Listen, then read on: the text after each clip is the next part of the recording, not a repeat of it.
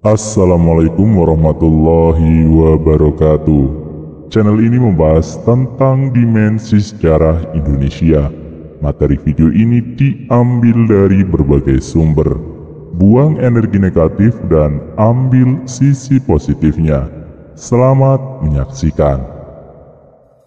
Aroma Sunan Derajat memindahkan masjid dalam waktu semalam. Sunan Derajat lahir pada tahun 1470 Masehi. Nama kecilnya adalah Raden Qasim, kemudian mendapat gelar Raden Syarifuddin. Dia adalah putra dari Sunan Ampel dan bersaudara dengan Sunan Bonang. Ketika dewasa, Sunan Derajat mendirikan pesantren dalam Dur di Desa Derajat, Paciran, Kabupaten Lamongan. Sunan Derajat yang mempunyai nama kecil Syarifuddin atau Raden Qasim, putra Sunan Ampel dan terkenal dengan kecerdasannya. Setelah menguasai pelajaran Islam, ia menyebarkan agama Islam di Desa Derajat sebagai tanah perdikan di Kecamatan Paciran. Tempat ini diberikan oleh Kerajaan Demak. Ia diberi gelar Sunan Mayang Madu oleh Raden Patah pada tahun Saka 1442 atau 1520 Masehi. Suatu ketika Sunan Sendang Duwur mendatangi Sunan Derajat. Ia menyampaikan keinginannya agar bisa mempunyai masjid di Desa Sendang Duwur. Kemudian Sunan Derajat merekomendasikan agar dia meminta Masjid Mbok Rondo Mantingan. Masjid tersebut merupakan milik bangsawan Jepara. Datanglah Sunan Sendang Duwur ke Jawa Tengah, tempat Masjid Indah itu berada. Dia berterus terang dan meminta pada Mbok Rondo Mantingan agar masjid itu bisa dibawanya pulang. Mbok Rondo Mantingan atau Nimas Ratu Kalinyamat membolehkan Sunan Sendang Duwur meminta masjid miliknya. Namun ada beberapa syarat yang harus dipenuhi. Syarat tersebut ialah masjid tersebut harus sudah dipindahkan dalam waktu semalam. Selain itu, ketika memindahkan masjid, tidak boleh ada secuil pun serpihan bangunan yang tercecer di jalan. Iya, atas bantuan Allah, masjid itu pindah gitu saja ke Sendang Duwur, kata penjaga Museum Sunan Derajat, Nur Hayati di Museum Sunan Derajat, Paciran, Lamongan, Jawa Tengah. Lantas Sunan Sendang Duwur senang bukan kepalang. Kemudian dalam waktu tak sampai semalam, masjid tersebut sudah tertancap kuat di tanah Desa Sendang Duwur. Esok harinya masyarakat terkaget, bagaimana bisa ada masjid yang kemarin tak ada. Mereka terkesima dan terheran-heran dengan adanya masjid dadakan itu. Kemudian mereka mempergunakan masjid tersebut untuk sholat dan berbagai kegiatan umat Islam lainnya. Selanjutnya kisah Sunan Derajat, ajaran catur piwulang hingga makamnya di Lamongan. Jawa Timur terkenal sebagai daerah yang mempunyai banyak wisata religi.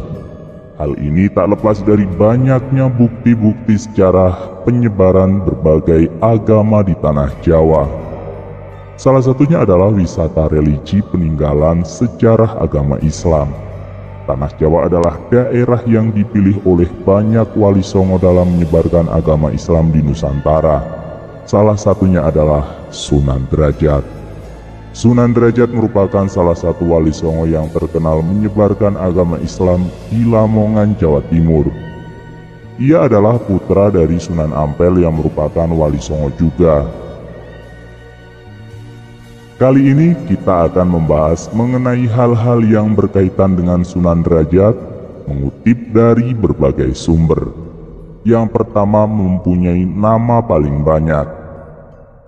Mengutip dari laman kebudayaan kemendikbud.go.id, Sunan Derajat mempunyai nama Raden Qasim.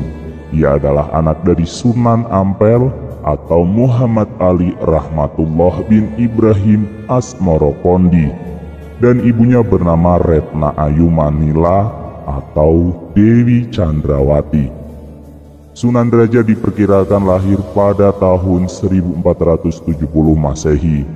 Ia ternyata merupakan wali songo yang mempunyai banyak nama, yaitu Sunan Mahmud, Sunan Mayang Madu, Sunan Muria Pada, Raden Imam dan Maulana Hashim. Pada tahun 1484, Sunan Derajat diberi gelar oleh Raden Patah dari Demak, yaitu Sunan Mayang Madu. Raden Patah juga memberi tanah perdikan kepada Sunan Derajat. Yang kedua, mengubah pesisir Gersang menjadi berkembang. Sunan Derajat terkenal sebagai wali yang memiliki jiwa sosial yang paling tinggi. Ia ahli dalam mengelola ekonomi dan mempunyai bekal ilmu pertanian serta agama.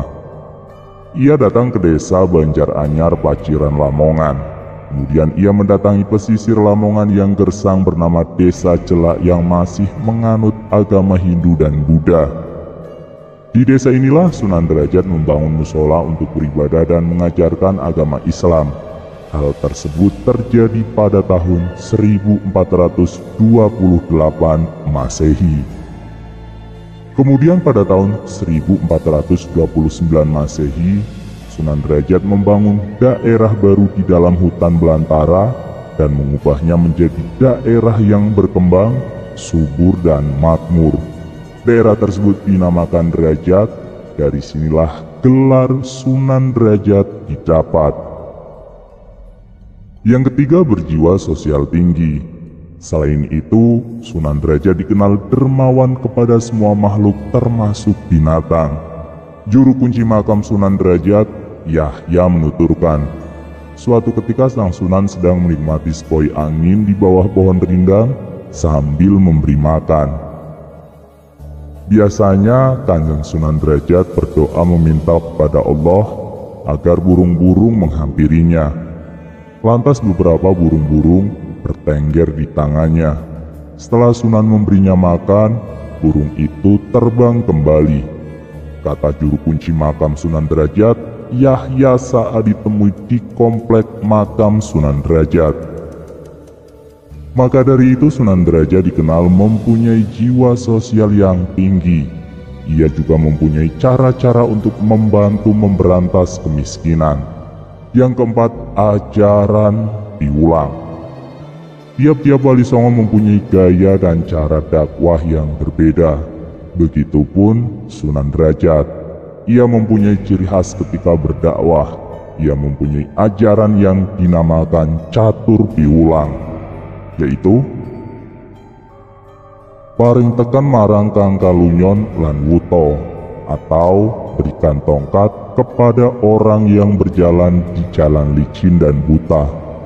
Paring pangan marang kang kaliren, berikanlah makan kepada orang yang kelaparan. Paring sandang marang kang kawudan, atau berikanlah busana kepada orang yang telanjang. Dan yang terakhir, paring payung marang kang kudanan, atau berikanlah payung kepada orang yang kehujanan. Selain itu, Sunan Derajat juga menggunakan media lain untuk berdakwah, yaitu kesenian seperti menciptakan tembang pangkur, dan alat yang digunakan adalah gamelan bernama Singo Mengkok. Sekarang gamelan tersebut menjadi salah satu koleksi museum Sunan Derajat. Yang kelima, menikahi 3 wanita. Sunan Derajat menikahi 3 wanita dalam hidupnya. Istri pertamanya merupakan putri dari Sunan Gunung Jati yang bernama Sufiah. Kemudian ketika tinggal di Derajat, ia menikahi wanita bernama Kemuning.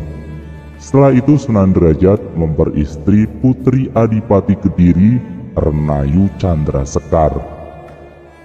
Dalam upayanya untuk memberantas kemiskinan, Sunan Derajat adalah orang yang menjadi pelopor orang-orang kaya dan bangsawan untuk berinfak, bersedekah, dan berzakat sesuai dengan ajaran agama Islam.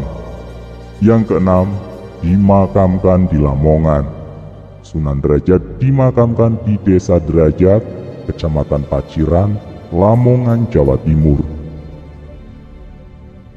Makamnya pun banyak didatangi oleh peziarah dari berbagai daerah di Nusantara. Bahkan peziarah mencapai ribuan orang pada hari tertentu, seperti pada bulan Ramadan. Mengutip dari Antara, di pintu masuk cungkup makam Sunan Derajat terdapat ukiran tulisan pada papan kayu jati yang berbunyi seperti ini. Makom Raden Qasim, Sunan Derajat, Sunan Mayang Madu bin Sunan Ampel, dilarang mengambil gambar. Tulisan itu dipasang untuk mencegah agar peziarah di depan makam tidak dimanfaatkan peziarah untuk bersuah foto. Sekian, wallahu a'lam bishawab. Wassalamualaikum warahmatullahi wabarakatuh.